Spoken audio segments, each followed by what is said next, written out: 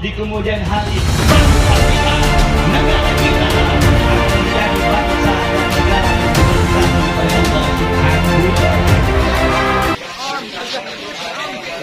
Masya Allah, tabarakallah. Allah.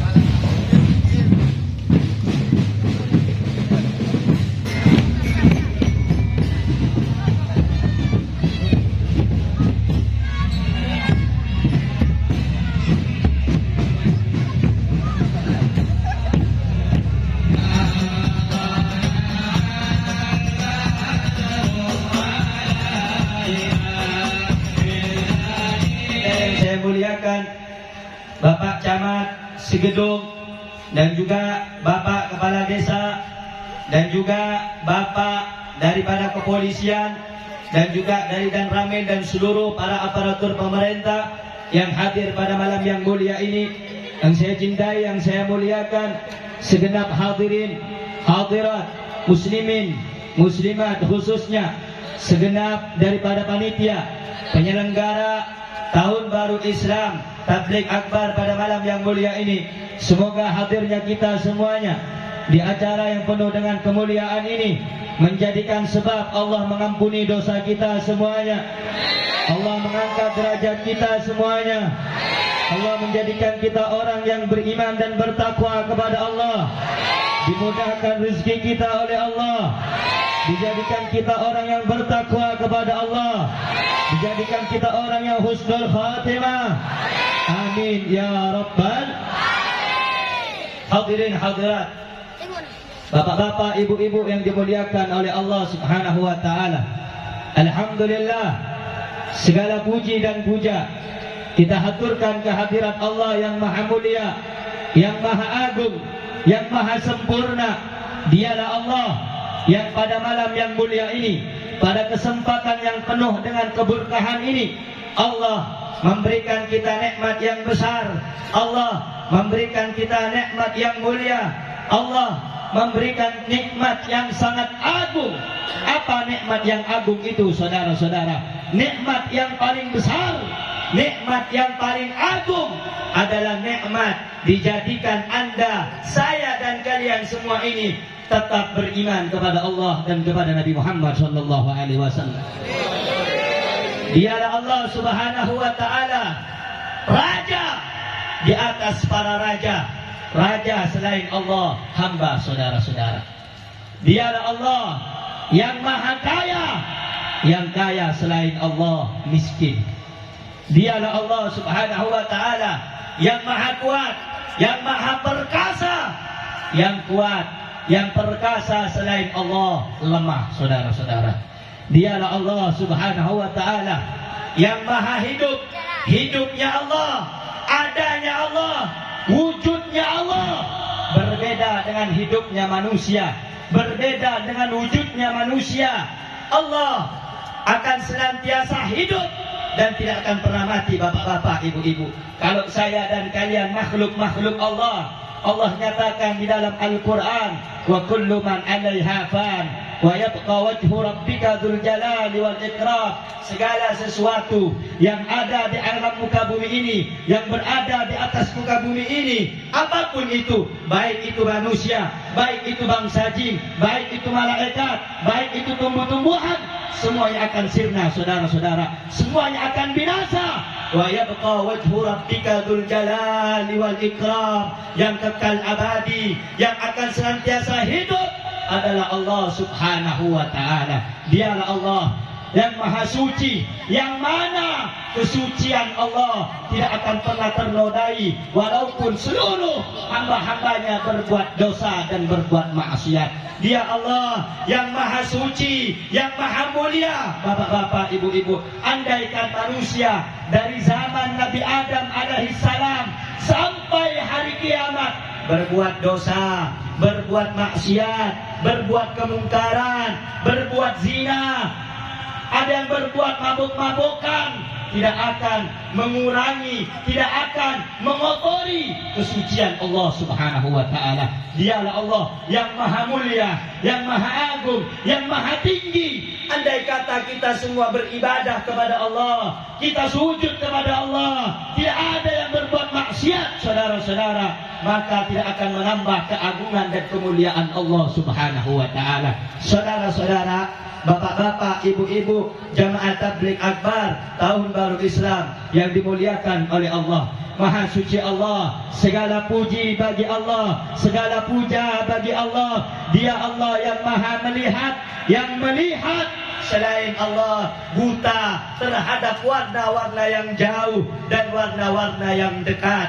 Dia Allah yang maha mendengar, saudara-saudara, yang mendengar selain Allah tuli terhadap suara-suara yang jauh dan suara yang dekat akan menurikannya. Dialah Allah, saudara-saudara, bapak-bapak, ibu-ibu, yang alhamdulillah pada malam yang mulia ini, di tempat yang penuh dengan keberkahan ini, memberikan kita kesempatan, memberikan kita waktu untuk bisa duduk hadir, yakni daripada mensyiarkan daripada tahun baru Hijriah, tahun baru Islam. Ini kenikmatan yang besar, ini kenikmatan yang agung dari Allah. Semoga hadirnya kita semua ini menjadi orang-orang yang kelak menjadi saksi di hadapan Allah. Pertemuan kita ini, kita dicatat oleh Allah sebagai orang-orang yang cinta kepada ajaran baginda Nabi Muhammad sallallahu alaihi wasallam. Amin ya rabbal. Saudara-saudara yang dimuliakan oleh Allah, pada malam yang mulia ini, tempat ini tempatnya sederhana, saudara-saudara. Keadaannya keadaan sederhana, tetapi tempat ini menjadi tempat mulia. Tempat ini menjadi tempat yang agung. Kenapa? Karena pada tempat ini dibacakan pujian kepada Nabi Muhammad sallallahu alaihi wasallam. Tidak ada lisan yang paling baik kecuali lisan yang digunakan untuk zikrullah, untuk ingat kepada Allah. Tidak ada lisan bibir yang paling baik kecuali bibir yang digunakan untuk membaca Al-Quran. Tidak ada lisan yang paling baik, bapak-bapak, ibu-ibu, kecuali lisan yang digunakan untuk memuji Nabi Muhammad sallallahu alaihi wasallam. Orang yang paling baik, orang yang paling mulia, yang mana segala hidupnya digunakan untuk taat kepada Allah dan mengikuti ajaran Nabi Muhammad sallallahu alaihi wasallam. Bapak-bapak, ibu-ibu, saudara-saudara, kaum muslimin muslimat yang dimuliakan oleh Allah Subhanahu wa taala. Baru saja kita mendengarkan pujian tadi, Tala'al badru alaina min thaniyatil wada. Telah terbit bagi kita. Apa itu yang terbit? Badrun adalah bulan, saudara-saudara. Itu dikarang oleh salah satu penyair orang-orang Arab di zaman Nabi Muhammad sallallahu alaihi wasallam. Ketika Nabi Muhammad sampai dari kota suci Makkah menuju kota Madinah, orang-orang di kota Madinah mengatakan, Tola al-badru alaina, telah sampai kepada kami bulan yang penuh dengan cahaya. Siapa bulan tersebut? Tiada lain Nabi kita tercinta, baginda Nabi Muhammad sallallahu alaihi wasallam. Anda, saudara-saudara, ibu-ibu, bapak-bapak, kita ini sama-sama sadar, kita ini manusia yang banyak lalainya kepada Allah.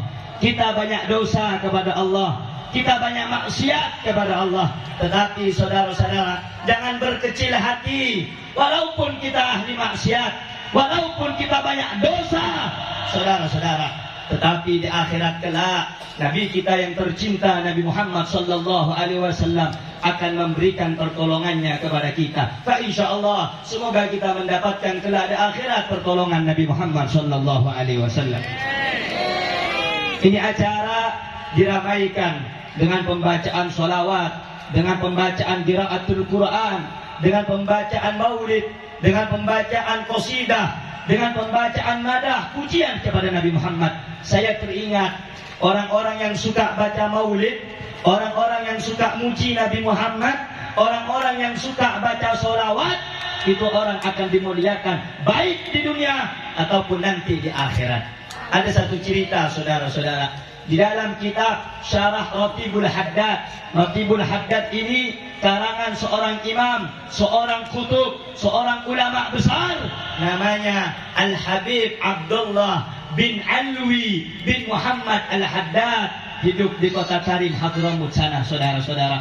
Beliau pengarang Ratib Al-Haddad, bacaan-bacaan yang disusun oleh beliau dari Al-Quran dan juga hadisnya Nabi Muhammad. Kemudian ada syarah. Syarah itu artinya penjelasan daripada isi. Isi itu kalau dalam bahasa Arab matanya saudara-saudara.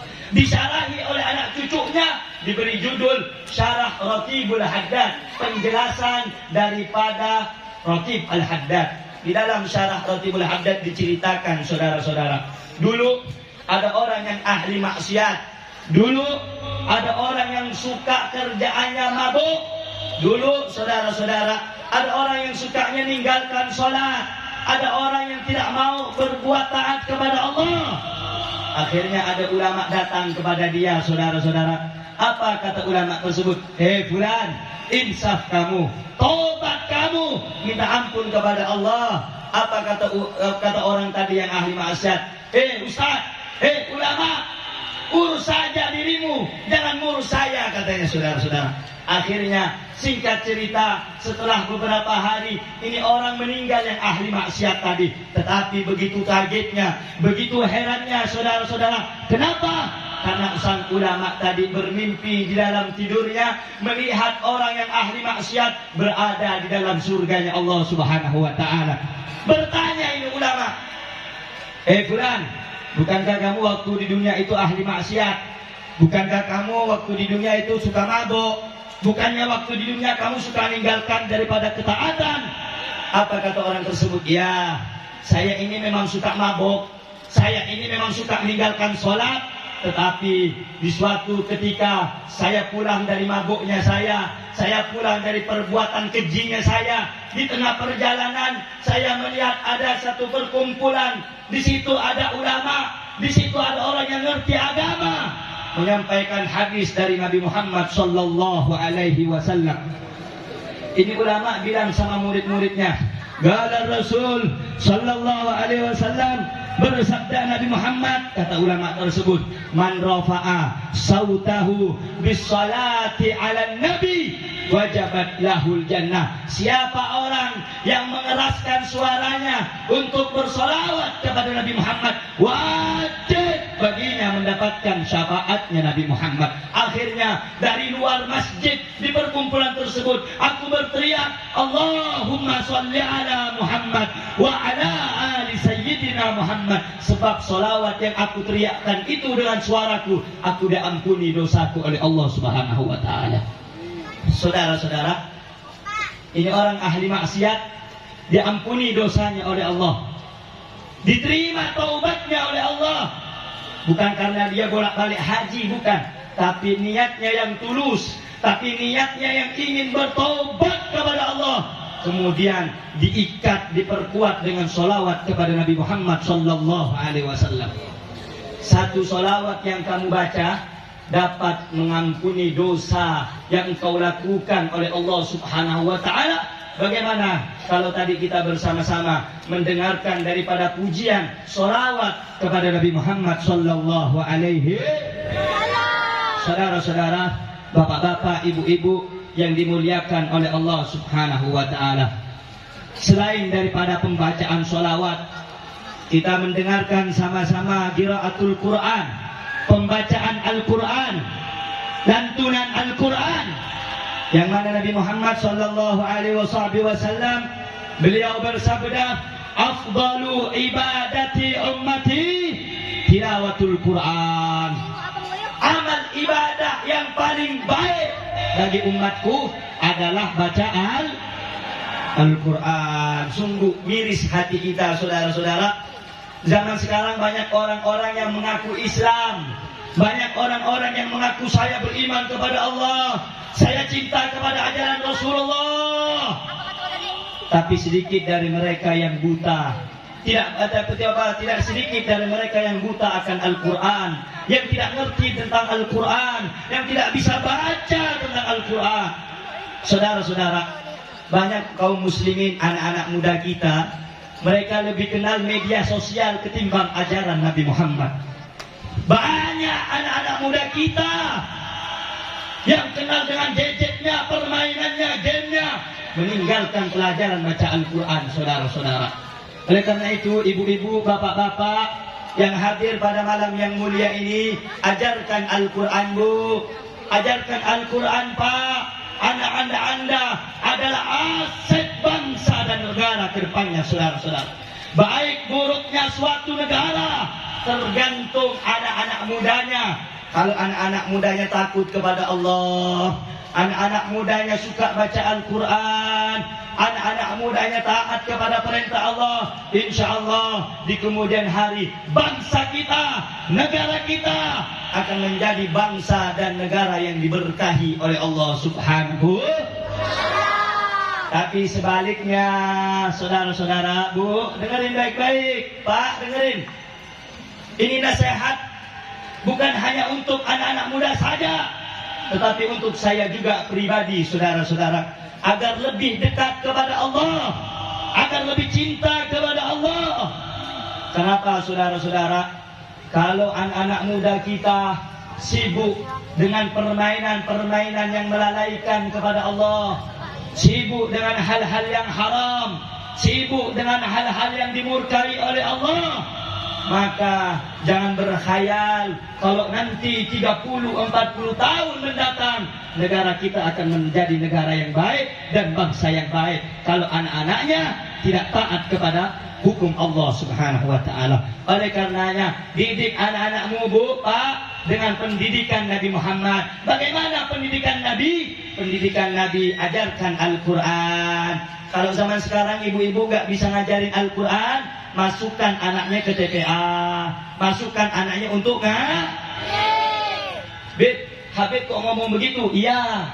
Kenapa? Di dalam sholat, syarat sahnya sholat harus Al-Fatihahnya benar. Harus ihdinas siratal mustaqim, harus makharijil hurufnya pas. Kalau tidak, itu akan rusak sholatnya, tidak akan sah. Makanya kalau pengen sah sholatnya harus tahu baca Al-Quran. Makanya, Bu, amalan yang paling baik di zaman sekarang baca Al-Quran. Kalau kita megang HP 24 jam mampu, tapi megang Al-Quran 5 menit udah sakit kepala, saudara-saudara. Ini zaman sekarang ini kebelinter sudah. Jadi zaman sekarang udah kebalik. Makanya dulu orang-orang soleh dulu, kita ini dengan orang soleh jauh. Kenapa jauhnya? Orang soleh dulu, Bu, Pak, dengerin baik-baik. Orang soleh dengan kita gak sama. Ulama dengan kita gak sama. Nih contoh, orang soleh bangunnya ibadah, bangunnya baca Quran, mau tidur baca Quran, habis sholat 5 waktu baca Quran. Kalau kita kan enggak, bangun tidur megang mau tidur pegang, mau makan pegang, selesai makan pegang, ada pertemuan ibu-ibu pegang, ada arisan pegang, lagi ngobrol sama teman pegang. Sama enggak kita dengan orang soleh? Sama tidak dengan orang soleh? Sama tidak dengan orang soleh? Kalau pengen jadi orang soleh, jangan jauh dari Al-Quran. Senantiasa baca Al-Quran. Nah, saudara-saudara yang dimuliakan oleh Allah, Al-Quran ini manfaatnya besar. Al-Quran ini manfaatnya sangat luar biasa. Bahkan di dalam suatu keterangan kitab, Al-Imam Jalaluddin As-Suyuti mengatakan, siapa orang yang di dalamnya suka baca Al-Quran, di rumahnya ada Al-Quran, maka di rumah itu akan jauh daripada setan. Jadi kalau ada anak ibu sikit-sikit, kalau kata orang sawan, saudara-saudara, kena ganggu jin, berarti rumahnya tidak pernah dibacakan tidak pernah dibacakan Makanya kalau rumah kita pengen bercahaya, rumah tangganya sakinah, mawaddah, warahmah, jangan pernah jauh dari Suka-suka bacaan, sering-sering bacaan. Nah, saudara-saudara, itu yang kedua. Yang ketiga, selain daripada sholawat kita dengarkan bersama-sama, kemudian baca Al-Quran kita dengarkan bersama-sama, kita duduk pada malam yang mulia ini, saudara-saudara, dalam rangka memperingati tahun baru tahun baru 1444 Hijriah. Jadi saya cocok tadi dengan siapa tadi? Ketua panitia menyampaikan, tahun baru kita itu bukan tahun Masehi, bukan, saudara-saudara. Tahun baru umat Islam adalah Hijriah. Tahun baru Islam, saudara, bukan Masehi. Makanya dibelintir zaman sekarang. Tahun baru yang harusnya kita semarakkan, harusnya kita ramaikan adalah tahun baru Islam. Seperti sekarang ini, ramaikan dengan ibadah, ramaikan dengan sholat, ramaikan dengan pengajian, ramaikan dengan pembacaan Al-Quran. Karena bergantinya tahun, kita minta kepada Allah. Makanya ada doa awal tahun, ada akhir tahun. Di awal tahun kita minta kepada Allah agar tahun-tahun yang kita hadapi di kemudian hari, hari-hari yang kita hadapi di kedepannya, semoga menjadi orang yang lebih baik daripada hari-hari sebelum. Kira-kira sampai di sini jelas atau tidak? Jelas atau tidak? Kita duduk pada hari yang mulia ini, pada malam yang mulia ini, memperingati tahun baru. Tahun baru. Orang kencang, tahun baru. Ini zaman sekarang udah kepelinter, saudara-saudara. Anak-anak muda zaman sekarang, kalau udah Desember keluar, saudara-saudara. Pakai motor ngetrek-ngetrek, saudara-saudara. Ada yang mabuk, saudara-saudara. Tak boleh. Jangan kotori bumi Allah dengan maksiat, betul? Makanya saudara-saudara, penting ngaji. Penting ya? Penting belah. Penting dekat dengan ulah. Makanya kalau tak tahu tanya sama ulah. Kalau pengen ngaji tanya sama ulah. Makanya Allah bilang dalam Al-Quran, fas'alu ahla dzikri in kuntum la ta'lamun. Bertanyalah kamu kepada orang yang tahu kalau kamu tidak tahu. Nah, saudara-saudara yang dimuliakan oleh Allah, ini zaman-zaman sekarang. Kamu lihat, Bu, Pak, zaman sekarang nih, kalau sudah tahun baru Masehi, Desember nanti, akhir tahun, banyak anak-anak muda kita tasyabbuh, mengikuti orang-orang kafir. Haram. Tidak boleh, saudara-saudara. Tasyabbuh nggak boleh. Meniru orang kafir nggak boleh. Justru yang banyak meramaikan tahun baru Masehi bukan orang kafir, kebanyakan orang Islam. Saya tak ngerayakan deh bakar jagungnya. Saya tak ngerayakan deh bakar-bakar ayamnya, Beb. Saudara, perhatikan, kalau kamu merasa bangga dengan tahun baru mereka, hati-hati, engkau bisa diserupakan seperti mereka. Wal'iyadu billahi min. Allah kasih sudah tahun baru kita. Ini tahun baru kita. Makanya ramaikan tahun baru Islam. Semarakkan. Hidupkan masjid-masjid. Hidupkan musola-musola. Hidupkan langgar-langgar. Hidupkan rumah-rumah Anda. Dengan apa? Dengan ibadah. Dengan sholat. Dengan puasa daripada Muharram nanti tanggal 10, tanggal 9. Dengan apa? Dengan berbuat baik. Dengan apa? Dengan bertambah takwanya kepada Allah. Dengan apa?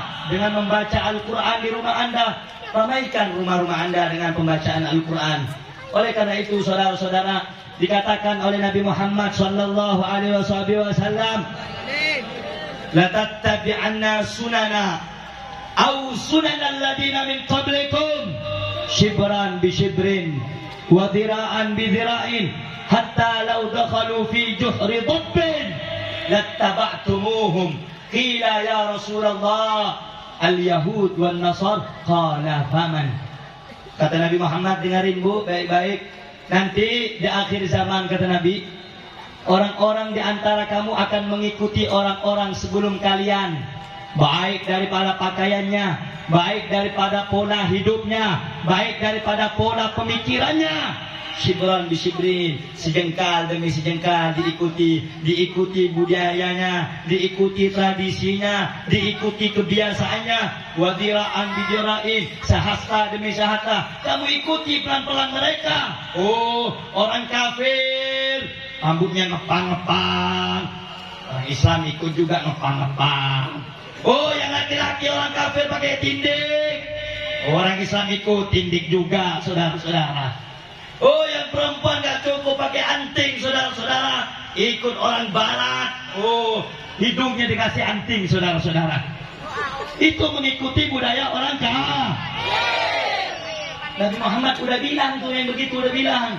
Apa kata Nabi Muhammad? Nanti kamu nih umat Islam akan mengikuti orang sebelum kamu pelan-pelan. Enggak semuanya, enggak sekaligus, pelan-pelan.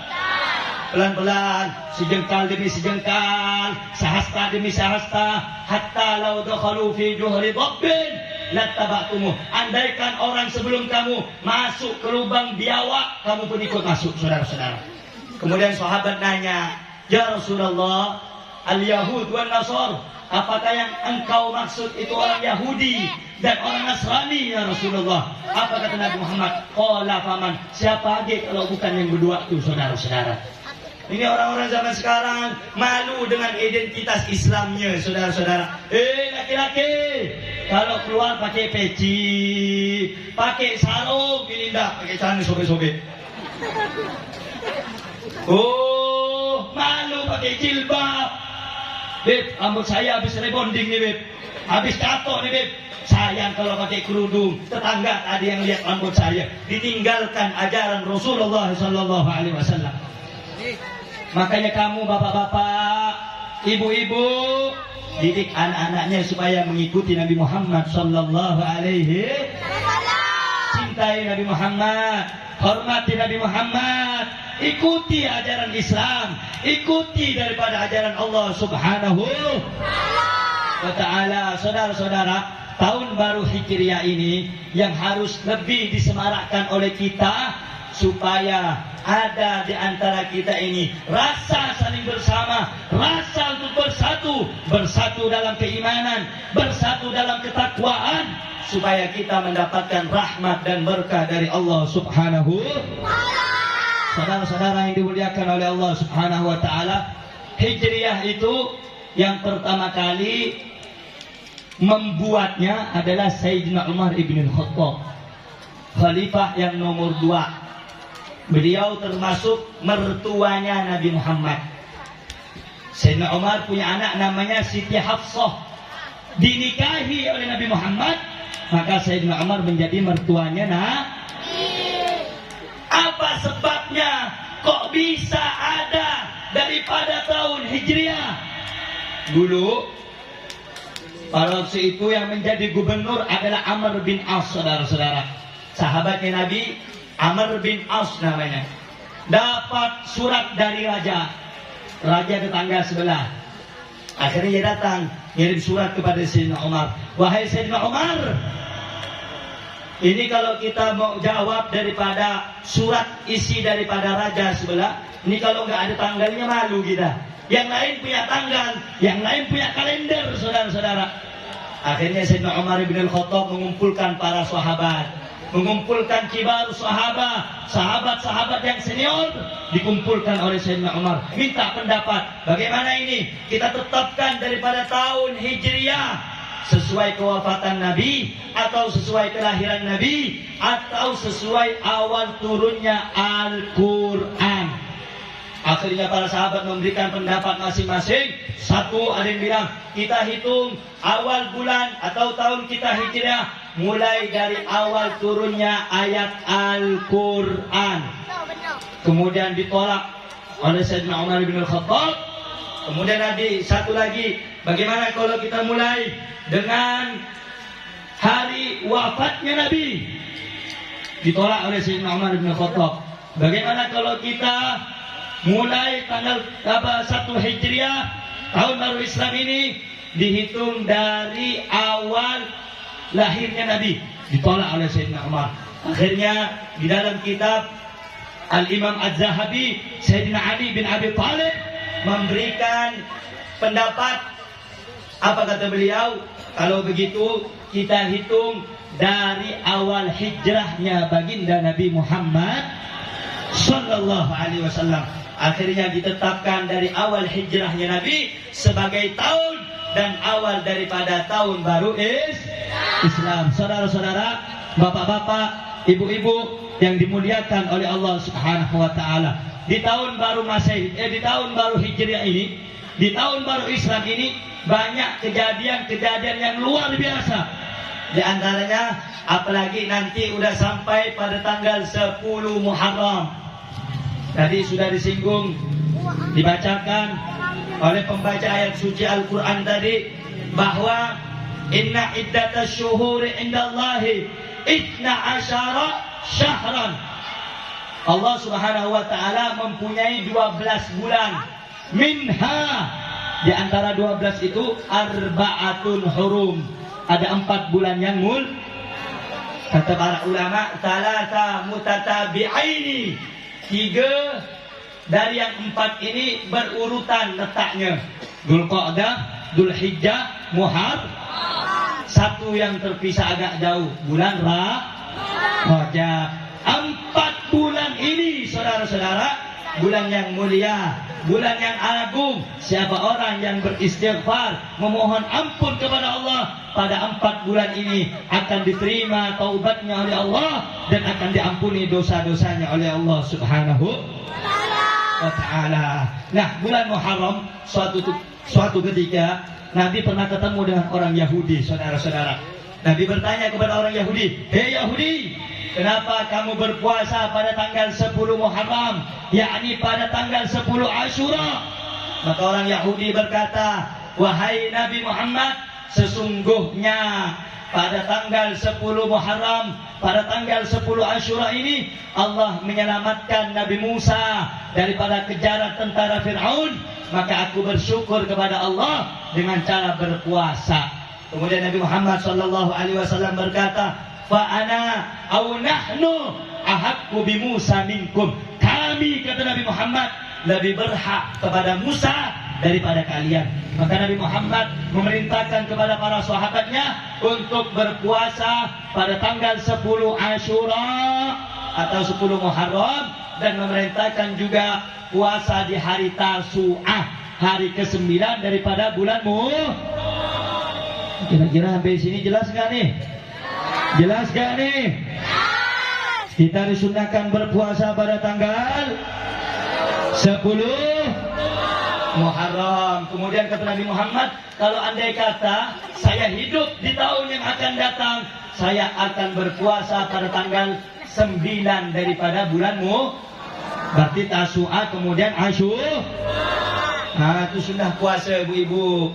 Siapa orang yang puasa di hari bulan Muharram itu luar biasa pahalanya, manfaatnya, faedahnya itu sangat luar biasa. Makanya di 10 bulan Muharram ini, yakni hari Asyura, terdapat banyak peristiwa-peristiwa yang luar biasa. Al-Imam Qurtubi dalam kitabnya menjelaskan apa di antara peristiwa yang luar biasa di bulan Muharram.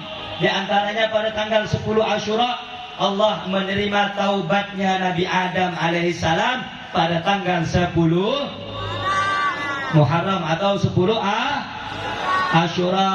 Allah mempertemukan Nabi Adam dan Siti Hawa pada tanggal 10 Asyura atau 10 Muharram. Allah Subhanahu wa ta'ala mengeluarkan Nabi Yusuf dari penjara pada tanggal 10 Asyura. Allah mengembalikan pandangan mata yang buta daripada Nabi Allah Yakub alaihissalam ketika ditinggal pergi oleh putranya yang bernama Nabi Yusuf. Nabi Yusuf ini putranya Nabi Yakub. Saking cintanya kepada Nabi Yusuf, ini Yakub rindu kepada anaknya. Nabi Yakub rindu sayang kepada Nabi Yusuf sampai buta, saking banyaknya nangis, Pak. Dikembalikan oleh Allah matanya yang buta menjadi bisa lihat pada tanggal 10 Asyura.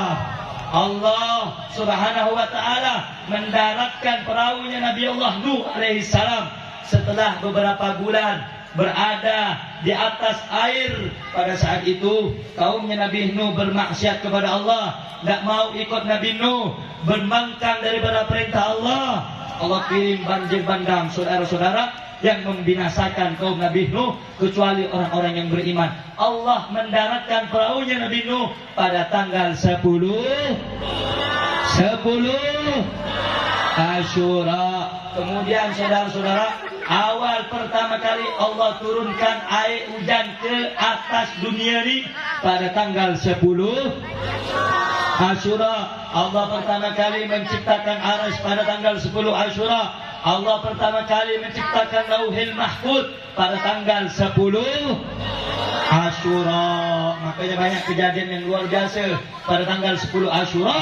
Makanya kita banyak daripada hari tanggal 10 Asyura itu hidupkan dengan ibadah, hidupkan dengan zikir, hidupkan dengan pembacaan Al-Quran, hidupkan dengan pembacaan sholawat kepada Nabi Muhammad Sallallahu Alaihi Wasallam. Bu, Pak, sebelum saya tutup, disunatkan di 10 Asyura itu kata para ulama untuk puasa 10 Muharram, puasa 10 Asyura. Bukan cuma puasa, apa di antaranya? Motong kuku, sunnah, pakai celak. Nah, ibu-ibu nih kalau pengen dapat pahala sunnah, 2.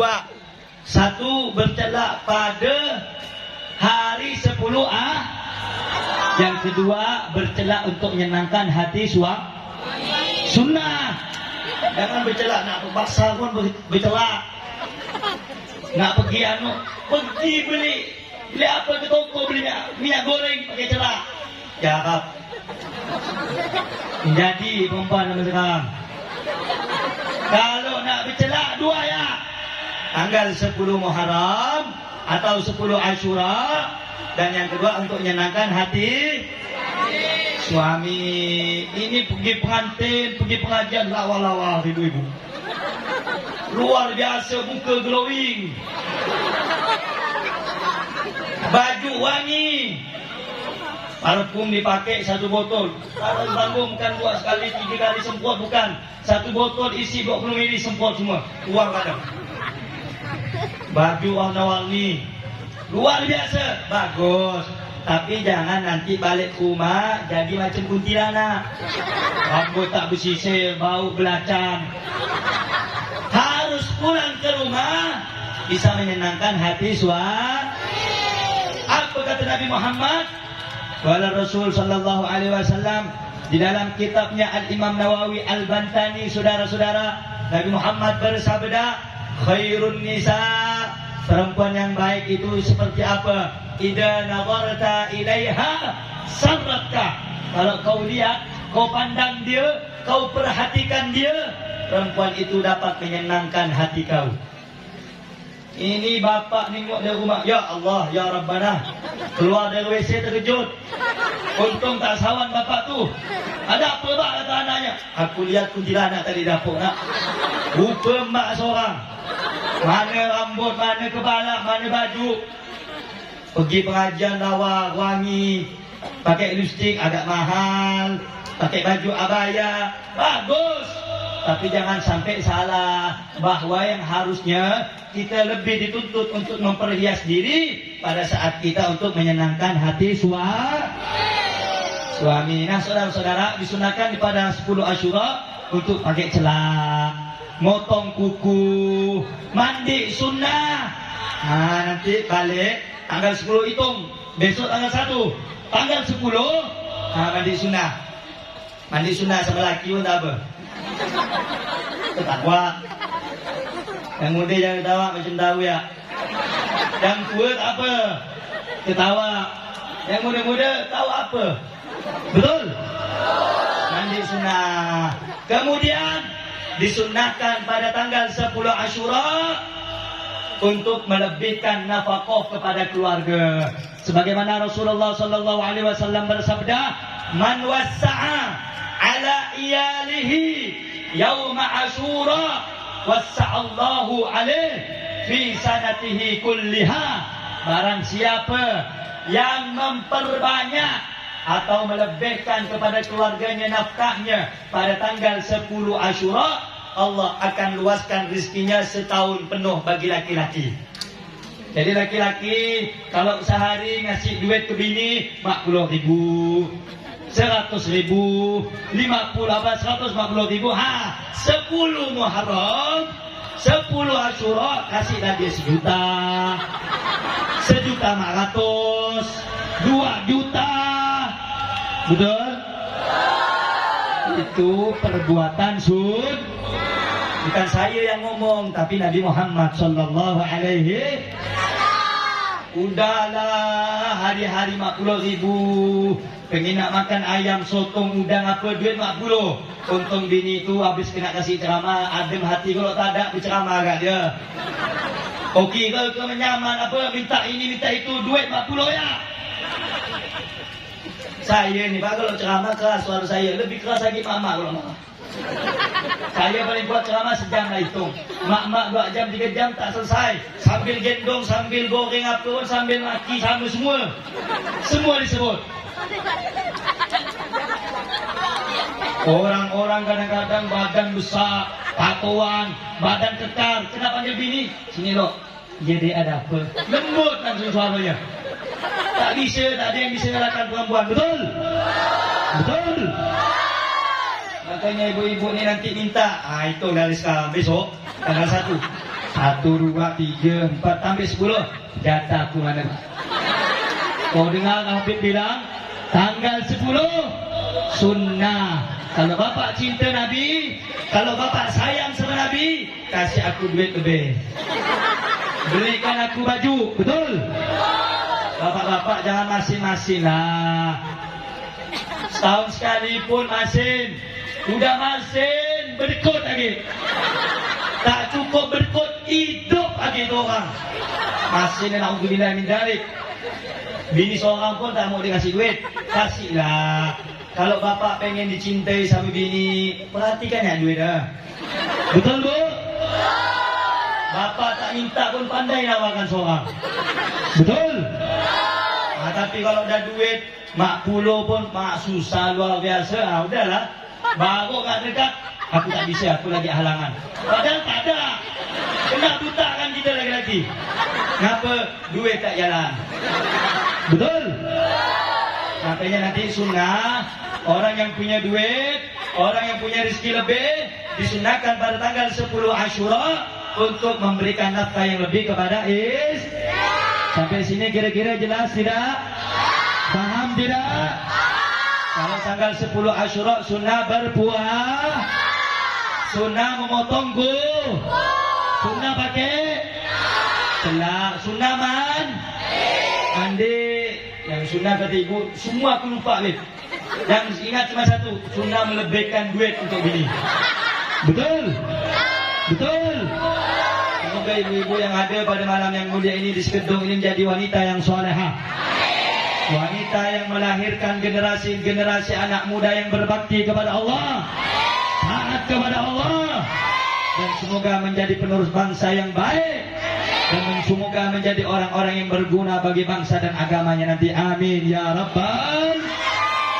Sebelum saya tutup, saya mau lihat semangatnya orang Sekedong. Semuanya angkat tangannya, takbir, takbir, takbir. Saya tanya semuanya, lanjut jangan? Lanjut jangan? Saya lihat jam loh, jam berapa dah nih? Jam 11 kurang berapa nih? Jam setengah 11 lewat 5 menit. Lanjut? Lanjut jangan? Kurang kenceng orang Sekedong nih, kurang kompak. Lanjut jangan? Lanjut jangan? Lanjut jangan? Kopi ngantuk. Lanjut. Perut lapar. Lanjut. Lanjut. Kepala pusing. Lanjut. Lanjut. Anak yang dibawa tidur. Lanjut. Jadi saya mau tanya sama orang Sekedong, lanjut atau jangan? Kurang kencang, lanjut atau jangan? Sama angkat tangannya, takbir.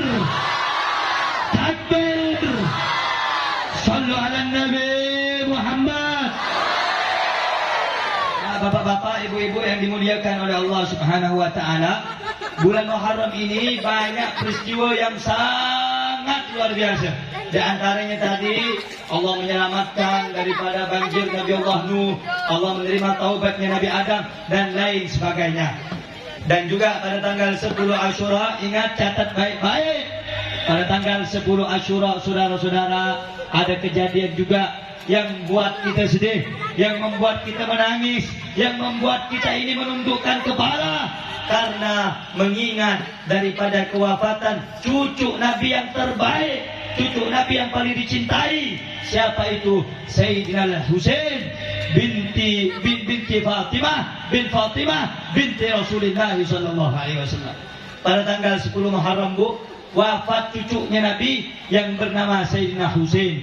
Sayyidina Husain adalah cucunya Rasulullah sallallahu alaihi wasallam. Nabi Muhammad bersabda dalam hadisnya, Allahumma ahabbahuma, ya Allah, Allahumma inni ahabbuhuma, ya Allah, aku cinta kepada keduanya, Hasan dan Husain, wa ahabba man yuhibbuhuma, dan cintai orang yang mencintai keduanya. Sayyidina Husain dikatakan oleh Rasulullah sallallahu alaihi wasallam, Husain minni wa ana min Husain. Husain bagian dari aku bagian dari Husain. Saudara-saudara, pada tanggal 10 Asyura bertepatan pada tanggal 10 Muharram, wafat daripada cucu yang paling dicintai oleh Nabi Muhammad sallallahu alaihi wasallam, yaitu Sayyiduna Al-Husain radhiyallahu taala anhu. Sayyidina Husain wafat, Bu, bukan seperti kita. Sayyidina Husain wafat karena mempertahankan keadilan, karena berjuang melawan kezaliman, sehingga saudara-saudara, Sayyidina Husain wafatnya dipenggal. Saudara-saudara, suatu ketika Jibril alaihi salam datang kepada Nabi bawa kain kafan Sayyidah Khadijah, kain kafan Rasulullah, kain kafan Sayyidina Ali, kain kafan Sayyidah Fatimah, kain kafan Sayyidina Hasan. Kemudian Rasulullah bertanya, wahai Jibril, kemana kain kafan untuk putraku, untuk cucuku Al-Husain? Kemudian Jibril berkata, wahai Rasulullah, Al-Husain wafatnya tidak akan memakai kafan. Maksudnya, wahai Rasulullah, Al-Husain akan mati nanti terbantai. Al-Husain akan mati sebagai syahid, syuhada, orang yang mati untuk menegakkan agama Allah Subhanahu wa taala. Suatu ketika Sayyidina Husain ibn Ali bin Abi Thalib, saudara-saudara, waktu itu melihat Sayyidina Hasan dicium di bagian mulut, Sayyidina Husain dicium di bagian leher. Kemudian Sayyidina Hasan datang, Sayyidina Husain datang kepada ibunya yang bernama Sayyidah Fatimah. Kemudian berkata, wahai ibu, kenapa aku melihat kakak ya Al-Hasan dicium oleh kakek di bagian mulut dan aku dicium di bagian leher? Kemudian Sayyidah Fatimah datang kepada Rasulullah sallallahu alaihi wasallam dan berkata, wahai Rasulullah, wahai ayahku, kenapa engkau mencium Al-Hasan di bagian mulut, Husain di bagian leher? Kemudian Rasulullah sallallahu alaihi wasallam seraya merah matanya, sedih. Rasulullah berkata, aku melihat, aku mengetahui bahwa Al-Hasan nantinya akan mati lewat mulut. Maksudnya matinya diracun, saudara-saudara. Al-Husain wafatnya akan dipenggal. Aku cium di bagian leher karena aku tahu Al-Husain wafatnya melewati leher, akan dipenggal oleh musuh-musuh Allah. Saudara-saudara yang dimuliakan oleh Allah Subhanahu wa taala, pada tanggal 10 Asyura ini banyak tragedi-tragedi, kejadian-kejadian, baik itu kejadian yang luar biasa ataupun kejadian-kejadian yang membuat hati Nabi Muhammad sallallahu alaihi wasallam bersedih. Oleh karena itu, saudara-saudara yang dimuliakan oleh Allah Subhanahu wa taala, gunakan waktu kita, yakni pada bulan Muharram, pada tahun Hijriah. Hijrahlah kita dari hal yang buruk menuju hal yang baik. Hijrahlah kita dari perbuatan maksiat menuju perbuatan taat. Hijrahlah kita dari yang sebelumnya meninggalkan sholat untuk mengerjakan sholat. Saudara-saudara, banyak orang yang bertanya, apa itu hijrah? Habib, apa itu hijrah? Hijrah itu banyak artinya, saudara-saudara. Di antaranya Al-Imam Suyuti, Jalaluddin As-Suyuti mengatakan al-hijrah al-intiqal an syai'in ila syai'. Al-Imam Az-Zahabi beliau mengatakan al-hijrah al-intiqal an syai'in ila syai'in. Hijrah itu kata ulama pindah dari suatu tempat ke tempat yang lain. Kalau dulu Rasulullah hijrahnya dari kota suci Makkah menuju kota Madinah. Berarti Nabi Muhammad hijrah. Tetapi makna hijrah yang paling tepat, makna hijrah yang paling baik adalah al-hijrah al-muhajir man hajara ma nahallahu anhu. Orang yang hijrah itu yang sebenarnya, arti hijrah yang sebenarnya adalah orang yang berhijrah dari apa-apa yang dilarang oleh Allah untuk dia. Allah melarang kita untuk meninggalkan sholat, ya kita tinggalkan. Kita rajin untuk sholat. Allah melarang kita untuk berbuat maksiat, kita tinggalkan maksiat. Maka kita menuju taat, berbuat baik kepada Allah, berbuat ibadah kepada Allah. Allah menyuruh kita untuk meninggalkan narkoba, untuk meninggalkan khamar, untuk meninggalkan judi. Tinggalkan, saudara-saudara. Allah firmankan dalam Al-Quran, a'udzubillahi minasyaitonir rajim, innamal khamru wal maisiru wal ansabu wal azlamu rijsun min amalis syaitan fajtanibuhu la'allakum tuflihun. Sesungguhnya khamar itu semua apapun. Nih, hati-hati Habib, khamar itu kan yang memabukkan. Ngelem tak mabuk, Beb, hilang sikit ya pikiran.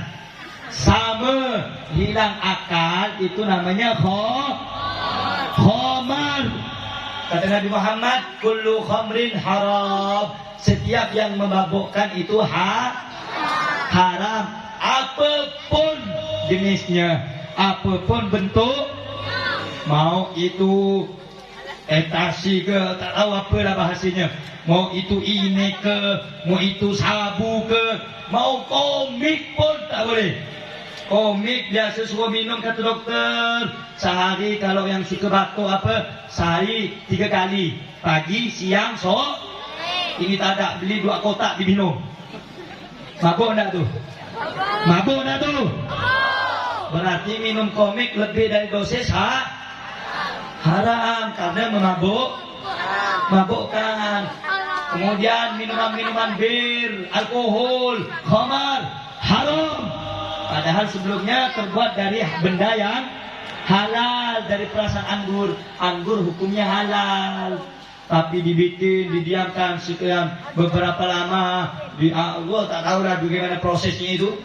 Timbullah nanti apa yang bisa memabukkan, haram. Asalnya halal menjadi karena dapat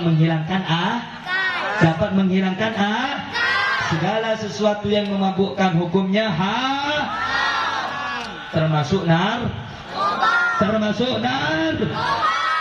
narkoba, semua haram. Makanya aparat-aparatur pemerintah tindak tegas. Yang mabuk, yang judi, narkoba, tindak tegas. Kalau sudah judi, mabuk, narkoba dibiarkan, Allah murka. Bukan cuma dia kena azab, kita pun yang diami, kita pun yang tak ikut, mampus juga kena azab Allah. Betul? Betul? Makanya kita apresiasi, kita kasih dukungan para aparat pejabat yang menindak tegas narkoba, yang menindak tegas narkotika, yang menindak tegas perjudian, yang menindak tegas minuman khamar. Kita berikan dukungan. Semoga mereka diberikan kesabaran dan kekuatan untuk istiqomah. Amin ya rabbal alamin. Yang kedua, innamal khamru wal maisiru. Judi tak boleh. Main slot tak boleh. Yang muda-muda tak boleh. Itu judi hukumnya. Tak boleh. Haram. Yang ketiga, innamal khamru wal maisiru wal ansabu Nyembelih binatang untuk sesembahan tak boleh bagi umat Islam. Wal azlamu, undi nasib pakai panah. Undi biasa kalau di pasar-pasar mana dulu. Tak tahu lah kalau zaman sekarang. Dulu saya masih kecil ada. Saya suka main-main bobo-bobo apa dulu. Lihat abang-abang tu. Tak tahu lah dapat duit nanti. Macam judi lah tu. Haram. Atau pakai undi nasib. Ini kalau begini panahnya jatuh segini, nanti kau hidupnya bagus. Tak ada. Yang menentukan baik buruk itu Allah. Yang maha hidup itu yang ngasih kita rezeki siapa? Yang ngasih kita kebahagiaan siapa? Yang hidup kekal abadi siapa? Raja segala raja siapa? Takbir. Sallu ala Nabi Muhammad. Ada orang percaya, sampana percaya, bodoh bala. Bayarlah 1 juta. Pulang undi nasib aku, semoga besok jadi orang baik.